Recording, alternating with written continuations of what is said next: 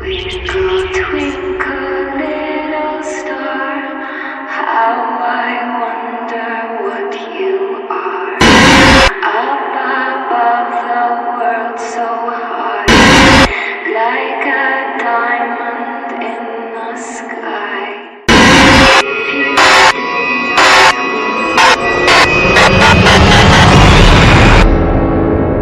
though I know not what you are, twinkle, twinkle, little star.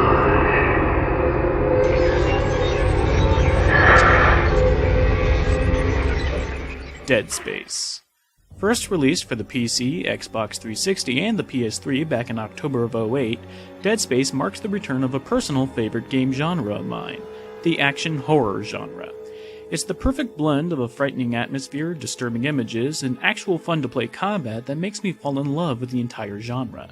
Dead Space proves itself, aside from a few annoying hiccups here and there, to be a worthy and respectable entry in my beloved genre. Set in the 26th century, the planetary mining ship, the Ishimura, has sent out a distress beacon that the player and a handful of others answer. Lo and behold, the distress beacon neglects to mention the many, many monstrosities that have pretty much wiped out the entire crew of the ship. In typical horror game fashion, it is the player's duty to find him and his surviving crewmates a safe passage off this death trap of a ship. The player, being Isaac Clarke, whose name is a not-so-subtle reference to the science fiction writers Isaac Asimov and Arthur C. Clarke, carries the tradition in the same vein as Chrono from Chrono Trigger and Link from the Legend of Zelda games of never speaking throughout the course of the game, aside from a few visceral grunts and wheezing. He goes the extra mile, however, by hiding his face with a helmet, only revealing his mug in the last minutes of the game. What this does, however, is it makes it difficult to connect with the character. It's quite obvious that the developers over at EA wanted to flesh out Isaac, as made evident by the near mountainous backlog of text dealing with the character's history, but it is hard to put the history to the face if you've never seen the character's face in the first place. The story, as a whole, however, only functions as a reason for Isaac to bulldoze his way through waves of monsters. The plot is competent enough in that respect, but it's also saddening to see so much effort fall by the wayside. Where the game shines, though, is its overall design. Never before has limb removal been so important in a game, and never has it been so fun. The ingenious of its design revolves around two facets, the monsters and the weaponry. Normally, a headshot would be enough to put down anything in your path. Not so here. Blowing the heads off these aliens does nothing more than piss them off at best and enable them for more deadly tactics at worst. The best strategy is to disable them by dismembering their limbs, where the previously mentioned second facet comes into play. Because the game is set on a mining ship, where finding shotguns and the like would be a bit of a misnomer, you find in its stead mining equipment. Circular saws, plasma cutters, soldering torches, they all make for an incredible display of savagery. Seeing an infected monstrosity crawl across the floor because you just blew his legs off with a well-placed wadcutter bolt elicits an intense, morbid sense of self-satisfaction. Only strengthening the combat gameplay is the way that you can upgrade your weaponry through benches and expendable power nodes.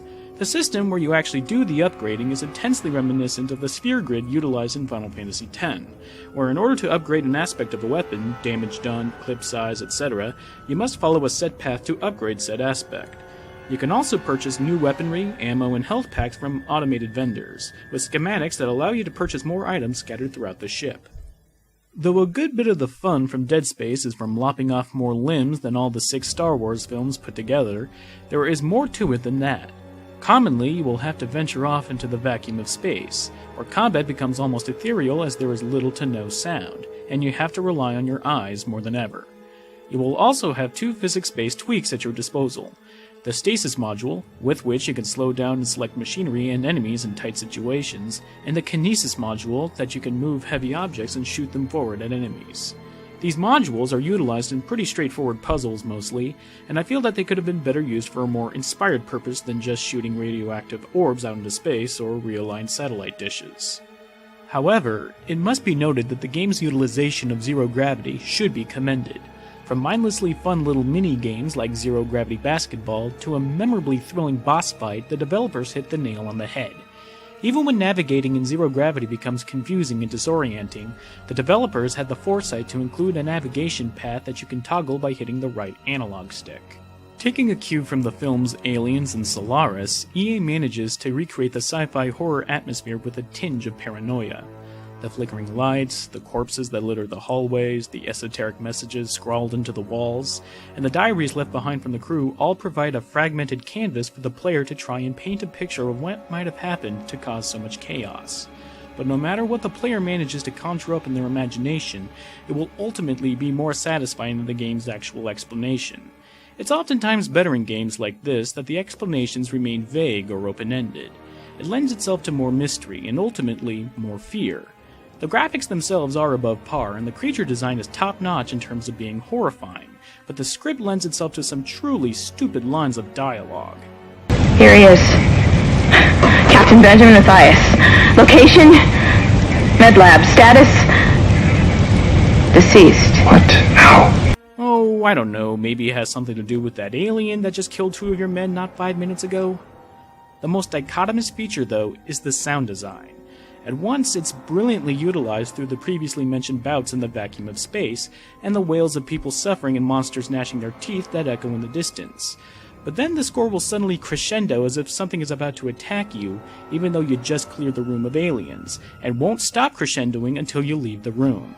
Hearing that same orchestral wail over and over again as you try to find much-needed supplies in a room stops being scary or unnerving and starts being obnoxious after the second time this happens. Even with the game's faults, Dead Space is a damn impressive game. Though the experience won't last you a long time, as anyone can complete the game in about 12 hours and there is no multiplayer or downloadable content within the predictable future, it's one hell of a ride while it lasts, and any fan of the horror genre would kick themselves for